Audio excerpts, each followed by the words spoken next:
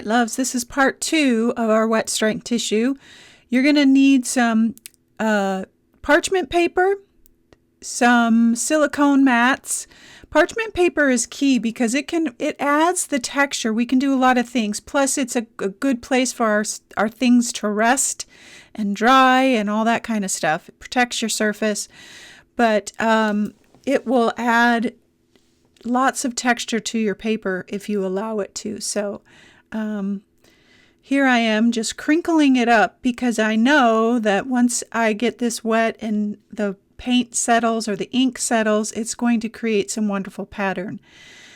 Now each paper is different. So I'm starting out with a coffee filter. I'm starting out with my 3 favorites: coffee filter, tea bag paper, and then my wet strength tissue paper.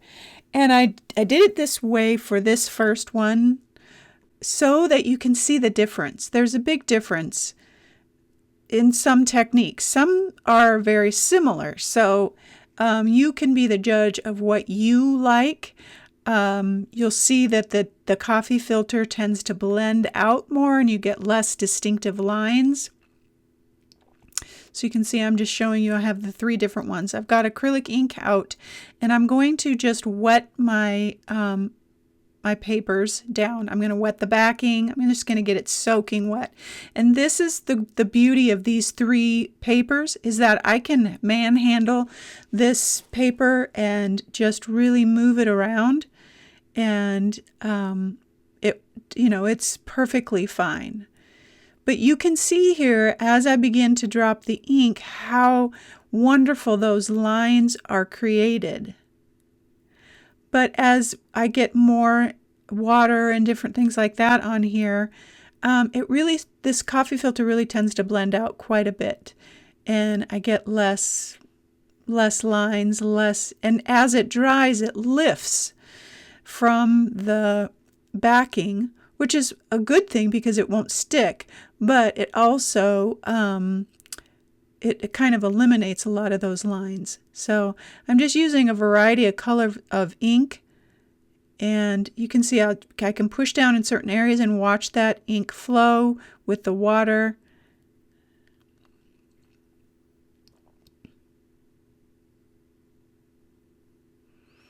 And so I love how this looks. It didn't look like this once it was dry. It was pretty solid. This is bronze acrylic ink, so for a little bit of sparkle. It's always a little fun bit to kind of have that in your paper. Now, I can let this dry, and because it's on parchment paper, it will pull up. A lot of times I dry, though, in between just to make sure that it's not going to stick to the parchment paper. Most of the time it doesn't. Parchment paper is key. I've tried a lot of different things, and it's the thing that works the best. So this is my wet strength tissue paper. And again, I'm crinkling my paper to get some various looks. And you can see how because it's thinner, it lays into those cracks, into the texture of the backing paper. And so you can create all kinds of pattern with the backing paper, however, you want, as much or as little. And again, just adding, I watered down my paint, and so you don't have to use ink. And with it soaking wet, I can pick it up, move it around, all that kind of stuff. It won't tear. And then this is my tea bag paper, and it dries a little subtly. It's not as blended out as the coffee filter, but it's close. But again, look, I'm just kind of picking it up and moving it around, and this would not happen with my regular tissue paper. It just would fall apart in my hands.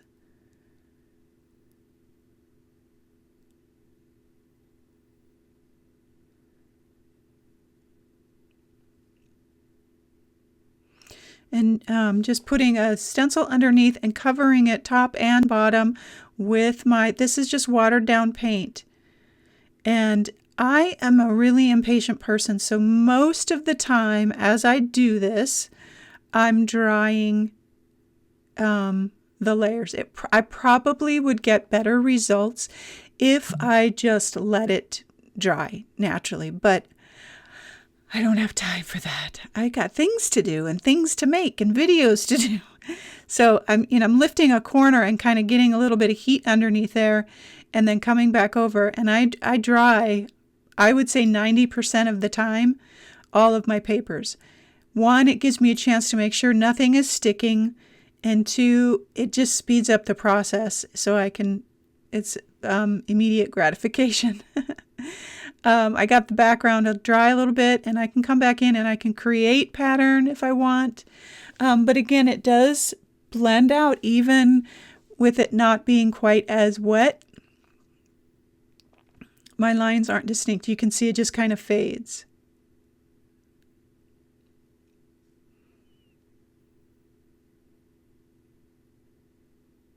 And so here's the dry one, and you can see how, some of the lines are, the stencil was pretty good, but the other lines, it was pretty faded out. So this is my wet strength tissue paper, and instead of starting wet, I'm starting dry and putting some paint down just so you can see the difference. It does soak in right away, but I have the ability to kind of blend it out as I wet it.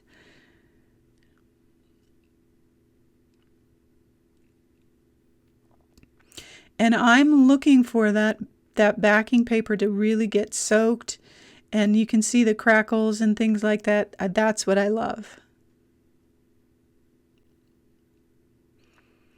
And so I combined paint and acrylic ink, and it works great.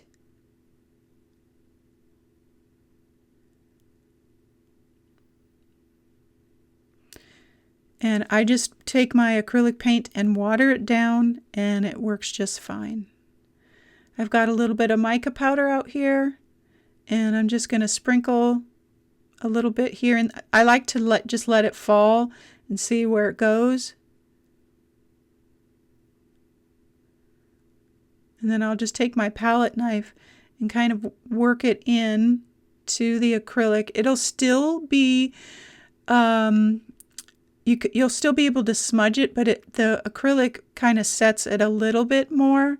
But you can, when you apply it, you can apply it face down, and I'll show you that in this video, to seal it. Crinkling it up, and here I am drying it. And here's that paper, and you can see I can still pull up a little bit of that mica powder, but I'll show you, like I said, how to put it down and seal it in your satin varnish or your matte varnish.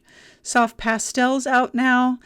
I love soft pastels, so this is fun, and there's so many things that you could do with your soft pastels on your papers. Oh my goodness. And the thing about these papers is they're strong enough for me to draw on when it's wet. And so I put a stencil down, and we'll come over it, and it'll leave an outshadow of a line of the stencil. There's just a lot that you can do. And because these are not acrylic, I can just I'm not worried about it sticking. That paper will peel right up. Here's it dry on a stencil.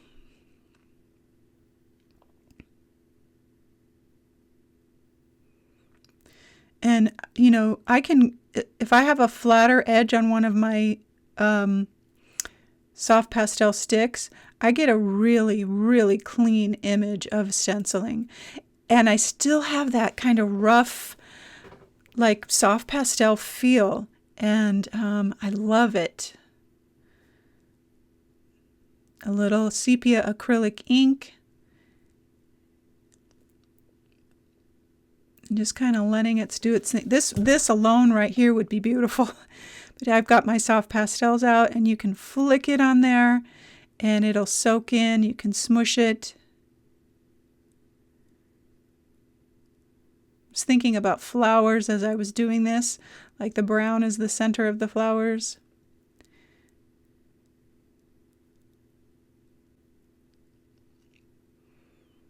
Got some green in there for some greenery. Goes a little bit brown because of the acrylic ink, but that's okay.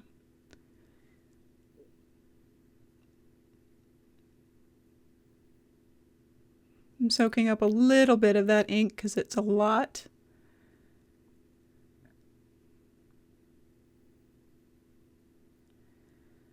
And I can just kind of touch that soft pastel out, and it'll gives me great, beautiful color. I can come back in and draw with it into the wet. I could create pattern with it. I could do so many things.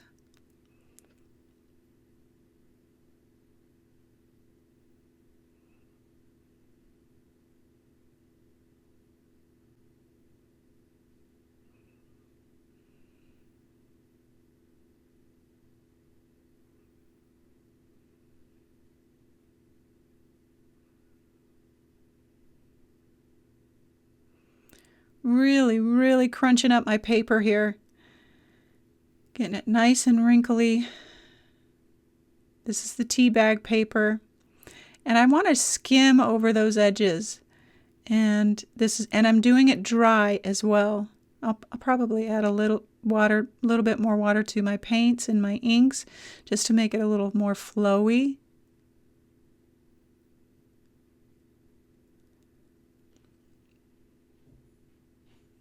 But just trying to skim over those parts that are up and wrinkly, and then let some of that fall into the creases.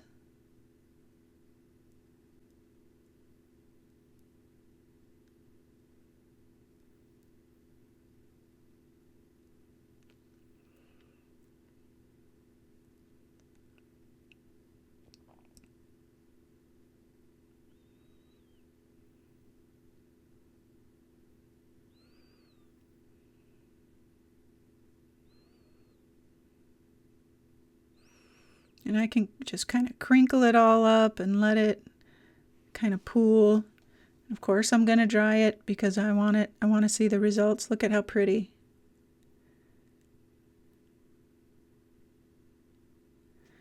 And let's do that with our wet strength tissue paper.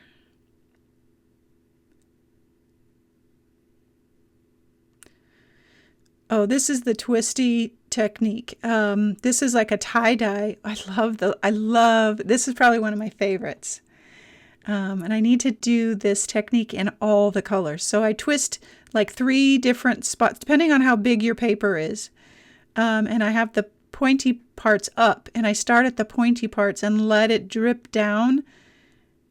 And you can see I will add some paint to my brush, and then I'll add some water. I'll use water to spray onto my brush to kind of get that flowing.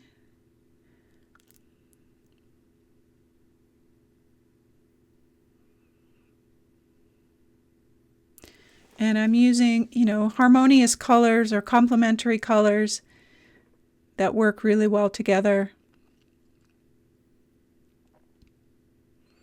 So I want some at the tops, and then I want some in the bottom where it's going to pool and collect and create some interesting pattern.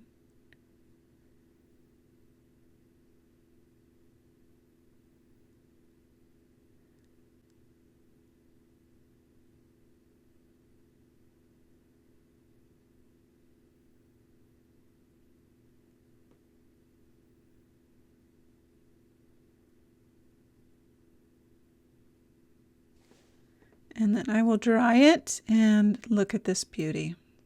It's not even completely dry yet.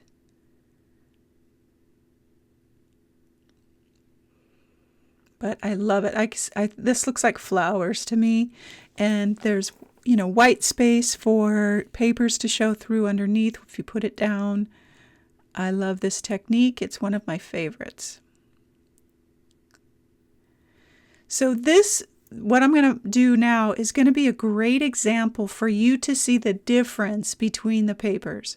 So this is the coffee filter, and I'm going to do I put my stencil down, and I want to be able to pick up the paint to reveal pattern. And it just does not work on the coffee filter. It just doesn't.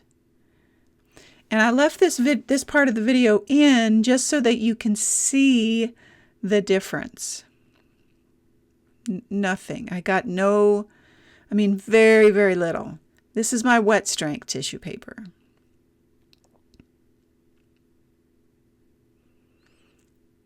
And what a difference.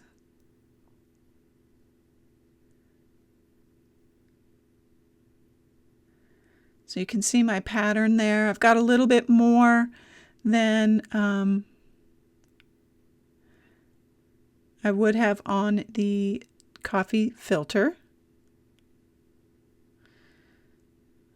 And then we'll do some reverse stenciling here and kind of pick up that paint. And already you can see the difference.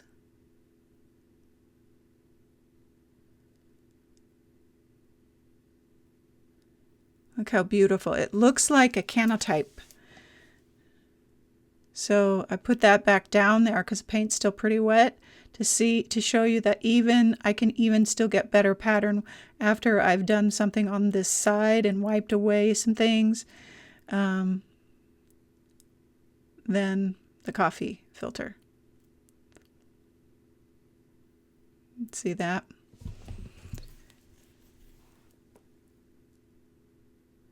So this is the tea bag paper, and it did a little better than the coffee filter, but not much.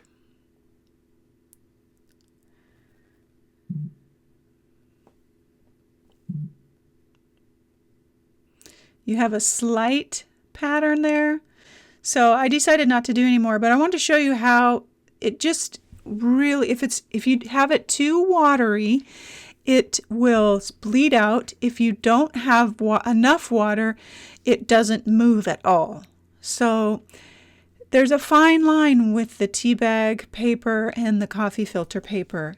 There are options, but obviously my preference is the wet strength tissue paper. And you know, at this point with the tea bag paper, I'm just trying to see if I can get any type of pattern. So I've got a little bit doing it that way. So I decided to wet my paint, do it on my parchment paper, and then put my tea bag paper down into it. And that is an option, but even still, it soaks up so quickly that it has to be a really light touch. Or then if it dries too fast, then it's not enough. So yeah. All right, I've got my doily out here. I've got my coffee filter and a soft pastel stick, and this is fun. There's the possibilities to use this is endless. So here's how you seal it. So as you do your projects and you've got a soft pastel paper, you're going to use the satin varnish. I'm pretending that this piece of paper is maybe my canvas or whatever project I'm working on. I put my varnish down. And then you turn it over and put it down right into softly, and your brush strokes and touch have to be soft. Otherwise, you'll smear it. But if you do it softly, you just now sealed that. It's the soft pastel is on the other side of the wet strength tissue paper, and it's safe and good to go. So that's how you use your soft pastel projects or papers in your projects, is you just turn it over and put it down like you would collage paper, and it works wonderfully. So now we're going to make some gel paper. So this technique I saw from Kat Rains called paste paper, and she used wallpaper paste. Well, I wasn't going to buy wallpaper paste. I'm just going to use my gel and see if I could create somewhat of the same technique, and I did. And I was really pleased. But again, big difference between the papers. So this is my wet strength tissue paper, and I've mixed my paint into my gel, and it does kind of change the color of your paint a little bit, but not enough for me to be concerned or anything. I could add more paint if I wanted to, but it makes it nice and thick, and it moves very, very well. So I've got just you could use all kinds of objects, and I've got a Q-tip, and I'm just kind of tracing around this is like a pipe fitting that I got from the hardware store, and I'm just creating pattern. And you have to, change your Q-tip every now and again if it gets too full of paint. But look how fun this pattern is, and I am really pleased with how this turned out. And so I'll use a couple of different, so this is the scraper. I can get some fun pattern with that.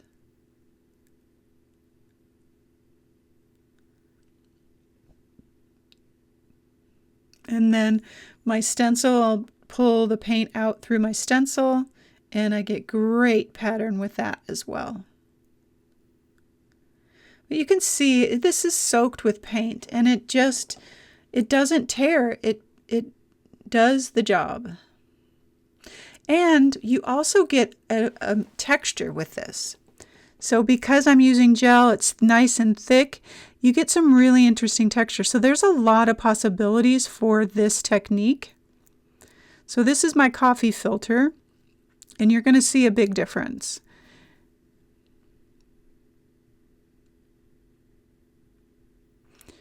It just soaks the paint in, and it's hard for me to remove it. It's already soaked it in.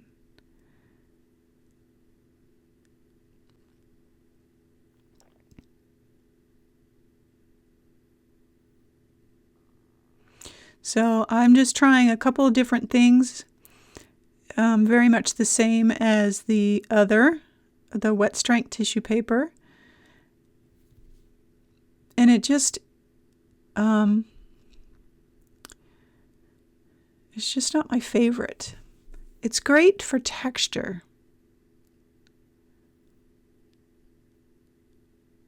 But again, it just really soaks in the paint. And then this is my tea bag paper. And I'm just, again, doing the same techniques, but you can see how it's very similar to the coffee filter paper. Both are very strong, can withstand a lot of things, but just slightly different than the wet strength tissue paper.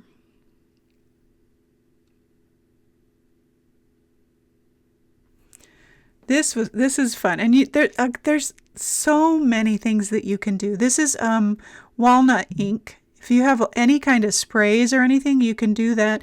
And if they're water soluble, just put them down like your soft pastels. Turn it over and put it down that way, and it's sealed.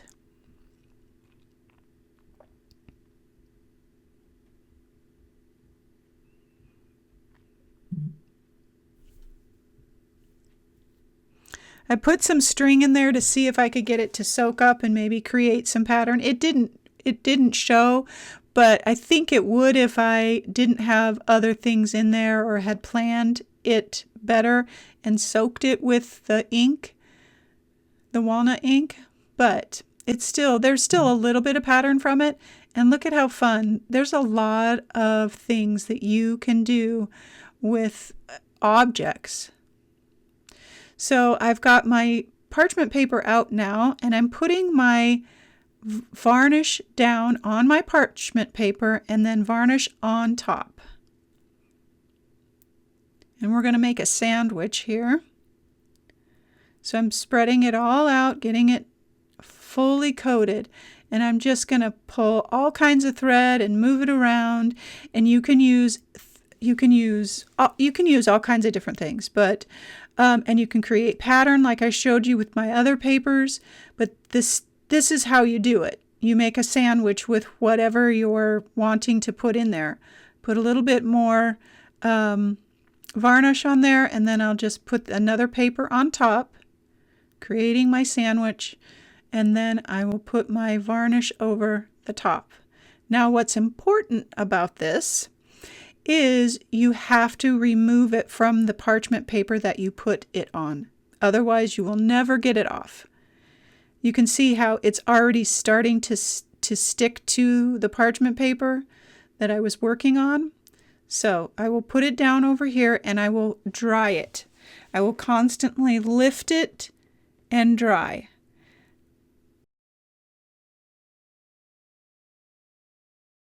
Okay, loves, I'm popping back in. We have had some fun with our wet strength tissue paper, our tea bag paper, and my toddy coffee filters.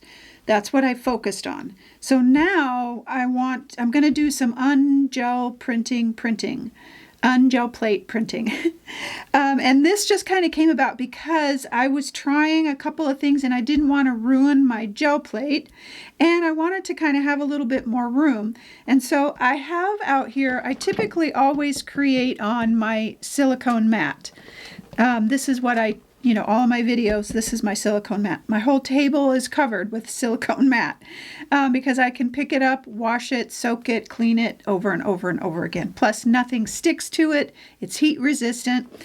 But I have several of them and I got them out to lay my papers on so that they wouldn't stick. And I thought, and I put it down here and I was going to do a bunch of stuff and then kind of just pick up the mat and lay it on the floor. But the result of what I was doing was so awesome because I have this whole space. This is like a whole gel plate.